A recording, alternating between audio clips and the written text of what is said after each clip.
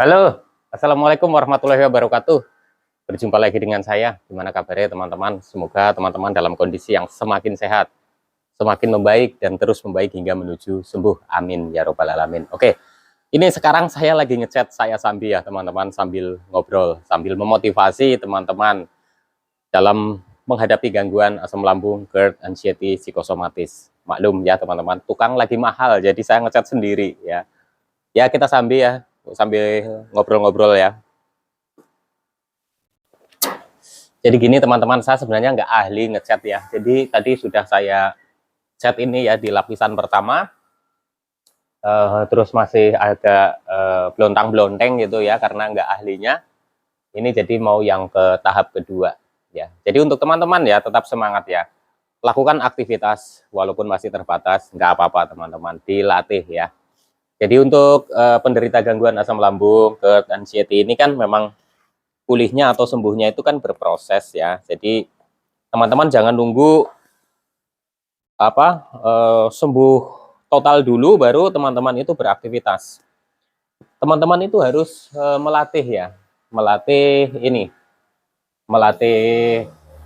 aktivitas. Kalau nggak dilatih nanti teman-teman itu nggak terbiasa dan teman-teman itu nanti cenderung kaget. Nah, biasanya ketika teman-teman itu melatih aktivitas itu ada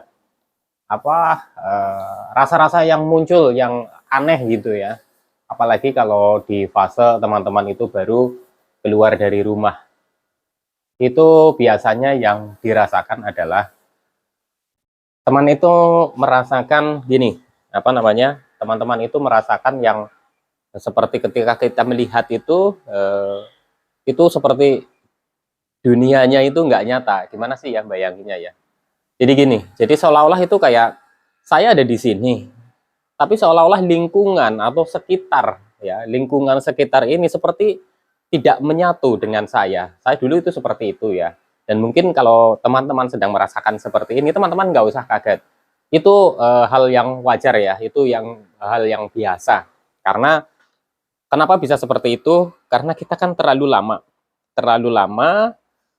di dalam rumah ya, tidak beraktivitas, terus kita itu rasakan sensasi, jadinya kita itu ketika keluar rumah itu merasa seperti aneh gitu. Sebenarnya itu efek dari itu ya, efek dari kita itu jarang keluar rumah gitu ya, jarang sosialisasi gitu. Karena untuk penderita gangguan asam lambung yang sudah disertai dengan kecemasan kan kita mau keluar itu kan takut gitu ya, takut inilah, takut itu gitu ya, takut nanti jatuh di jalan, nanti takut pingsan, nanti yang nolongin siapa gitu. Jadi kebanyakan aktivitas itu hanya di dalam rumah saja gitu. Jadi ketika awal-awal teman-teman itu keluar dari rumah, terus teman-teman itu merasakan sesuatu yang aneh, seperti kayak di dunia mimpi, seperti tidak nyata, itu sesuatu hal yang menurut saya itu wajar karena kita sedang mengalami gangguan ini dan kita itu jarang keluar dari rumah gitu. Jadi sesekalinya keluar dari rumah itu terasa aneh gitu ya. Pandangan itu kayak nggak nyata gitulah, kayak di alam beda alam gitu ya. Tapi itu nggak apa-apa teman-teman. Nanti seiring berjalannya waktu ya dilatih terus gitu ya. Setiap hari gitu dilatih terus, walaupun agak pusing, walaupun agak keliengan, itu nanti sedikit demi sedikit juga membaik. Yang teman-teman perlu lakukan adalah berlatih, terus tetap jaga 3P-nya. Itu insya Allah sangat membantu loh teman-teman ya. Daripada teman-teman itu nunggu sampai dengan sembuh total dulu, baru beraktivitas, itu malah semakin bingung. Tanya ke sana ke sini, tanya ke sana ke sini, sensasi ini, sensasi itu. Nah, itu malah ujung-ujungnya kita itu tambah cemas gitu ya, tambah khawatir. Karena yang kita rasakan itu kan mirip-mirip dengan gejala-gejala penyakit lain ya, penyakit berat gitu ya. Jadi ketika teman-teman merasakan sesuatu ini, waduh, jangan-jangan ini saya mau stroke, waduh jangan-jangan ini saya mau gila, jangan-jangan saya ini mau, pokoknya banyak lah itu apa berpikiran yang aneh-aneh gitu ya. Jadi solusinya adalah teman-teman itu lakukan aktivitas secara rutin walaupun teman-teman itu masih terbatas gitu. Jadi dulu saya sebelum sembuh pun juga untuk aktivitas itu ya saya latih dulu teman-teman, nggak ujuk-ujuk langsung bisa kerja gitu, enggak, itu dilatih karena memang nanti sembuhnya itu juga kita itu seperti nggak kerasa gitu, nggak kerasanya gini, jadi kita itu nggak bisa tahu persis kapan saya sembuhnya gitu, itu yang saya rasakan itu seperti itu. Karena apa? Karena seiring berjalannya waktu, perubahannya sedikit demi sedikit, terus sensasi yang muncul itu berkurangnya juga sedikit demi sedikit ya. Lama-lama kita itu terbiasa dengan aktivitas, kita fokusnya sudah teralihkan ke aktivitas ya. Itu berkurang dengan sendirinya dan kita itu merasakan, loh kok saya sudah bisa begini, saya sudah bisa pergi-pergi sendiri, saya sudah bisa merasakan nyaman, saya sudah bisa merasakan tidur yang pules, yang enak. Itu seperti itu teman-teman. Jadi teman-teman itu jangan khawatir ketika teman-teman itu mulai belajar beraktivitas ya, teman-teman muncul perasaan-perasaan yang nggak enak ya, seperti bukan di dunia nyata, itu teman-teman nggak usah kaget, tenang aja, santai aja, nanti juga sembuh kok. Ini saya nggak ahli ngecat ya, jadi memang saya bukan tukang cat. Nah ini berhubung ada waktu gitu ya, saya bersih-bersih gudang ini ya, bersih-bersih gudang untuk apa namanya, penyimpanan barang-barang kering ya, jadi harus dibersihkan gitu ya. Ya beginilah, karena di perantauan ya, daripada nganggur, daripada nggak ada kerjaan, ini sebenarnya libur ya, posisinya libur. Tapi kalau libur, kalau saya nggak ada kegiatan gitu ya, karena saya tinggalnya juga di dalam ya, di apa namanya, tempat saya bekerja, jadinya ya saya ginilah, kutak-atik, ada yang perlu dibersihin, walaupun mungkin nggak maksimal gitu ya, karena memang bukan ahlinya, bukan ahlinya ngecat ya. Jadi untuk teman-teman nih yang sekarang itu fasenya itu masih banyak sensasinya, atau mungkin teman-teman itu sudah berkurang ya, teman-teman sabar, saya yakin teman-teman itu akan sembuh kok ya. Kenapa saya bilang seperti itu?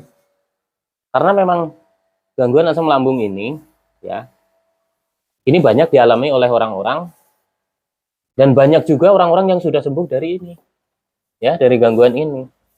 Jadi kalau teman-teman masih belum percaya juga bahwa teman-teman itu terkena asam lambung ya, teman-teman cek lagi aja ke dokter, pastikan bener ya enggak gitu ya. Karena biasanya kan kalau orang yang menderita gangguan asam lambung yang sudah disertai dengan kecemasan, kadang diagnosa dari dokter pun kita itu masih belum yakin, belum percaya gitu ya. Saya dulu juga seperti itu gitu. Jadinya malah teman-teman itu malah semakin bingung, sebenarnya ini kenapa, ini kenapa. Nah dari situlah biasanya kecemasan itu makin tinggi.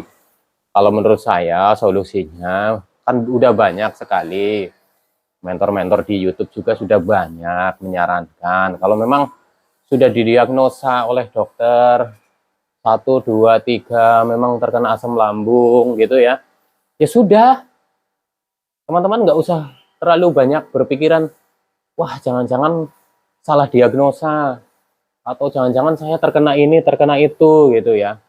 Mungkin teman-teman bisa berpikir seperti itu karena apa?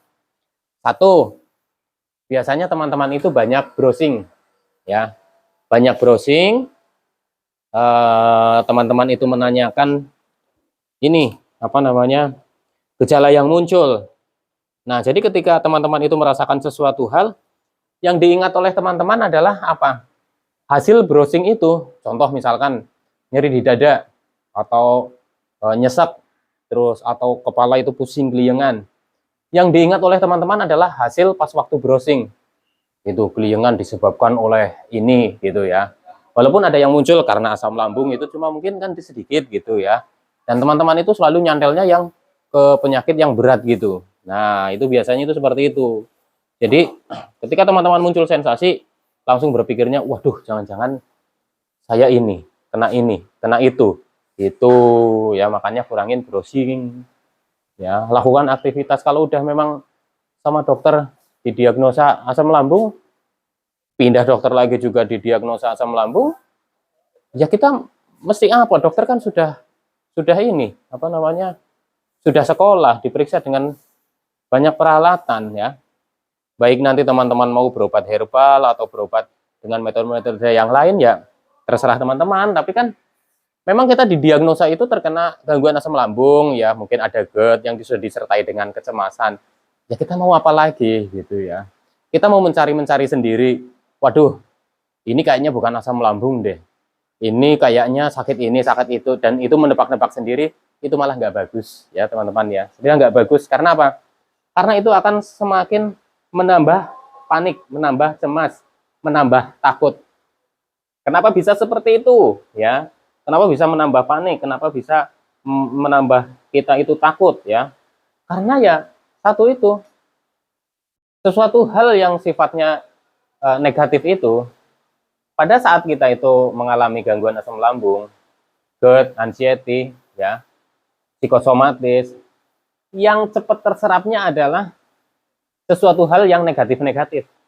Yang positif-positifnya justru malah jarang terserap. Nah, itu seperti itu. Itu pengalaman saya ya, teman-teman ya.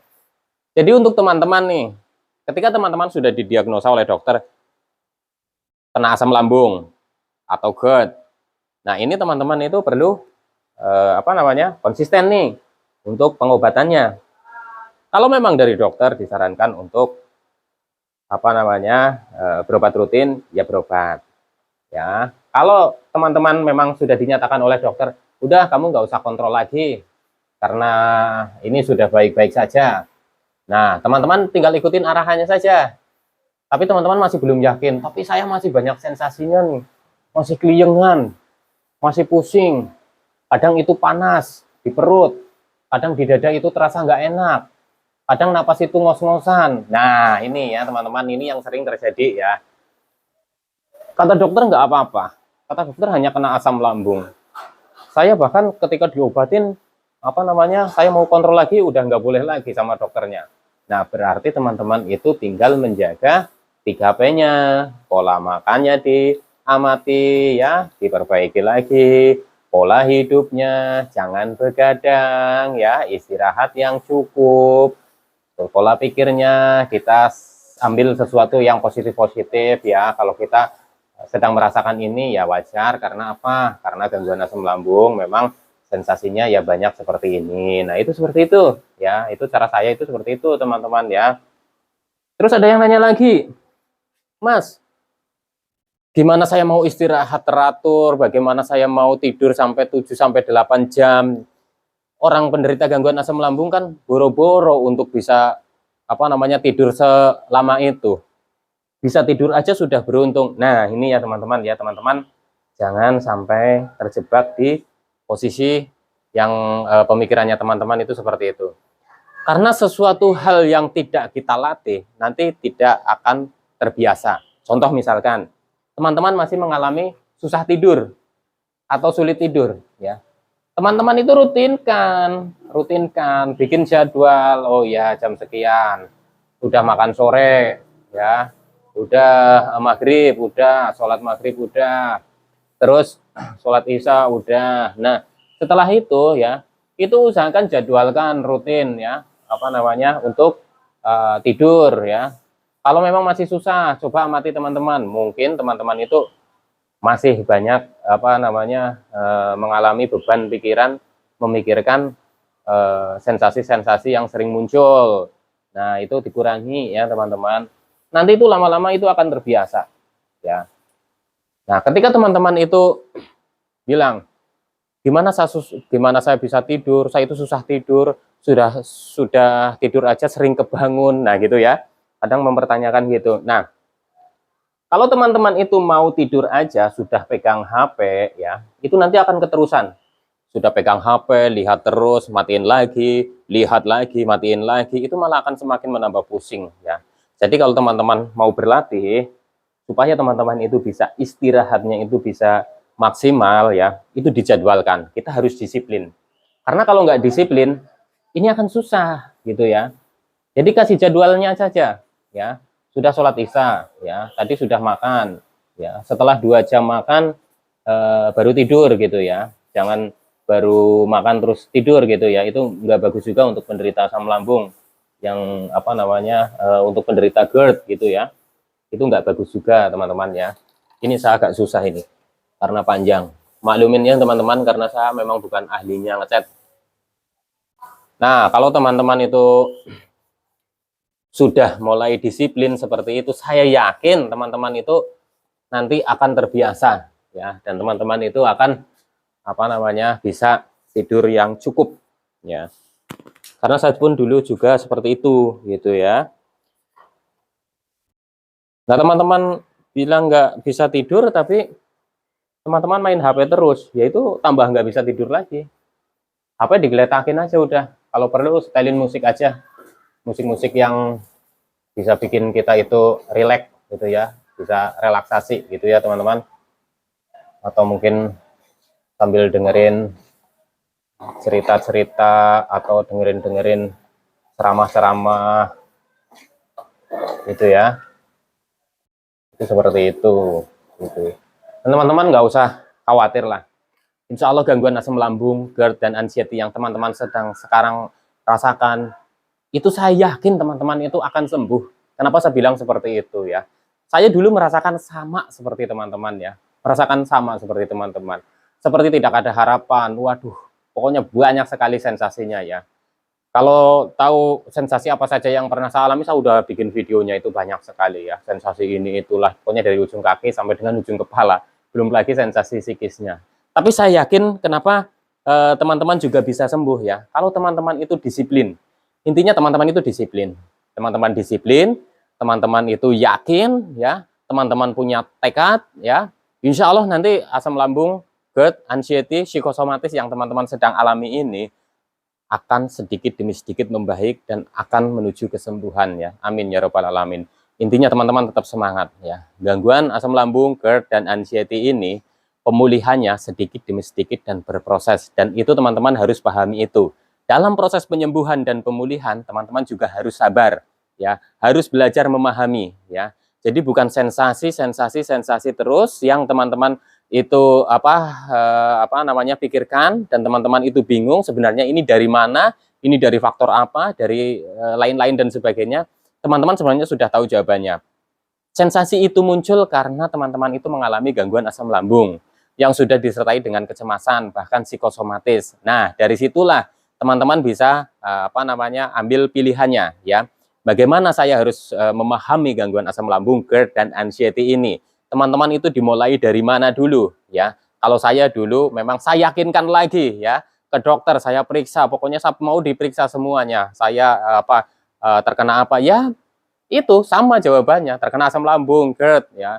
Dan Mas ini ada kecemasan karena mungkin Mas ini merasakan ini sudah lama nggak sembuh-sembuh. Nah, itu seperti itu. Nah, dari situlah saya ikutin arahannya. Kalau saya memang waktu itu dibutuhkan untuk apa namanya mengkonsumsi obat, saya ikutin teman-teman, saya ikutin ya sampai dengan saya itu merasa membaik. Saya teruskan dengan 3P, dengan herbal-herbal yang ada di sekitar rumah saja ya.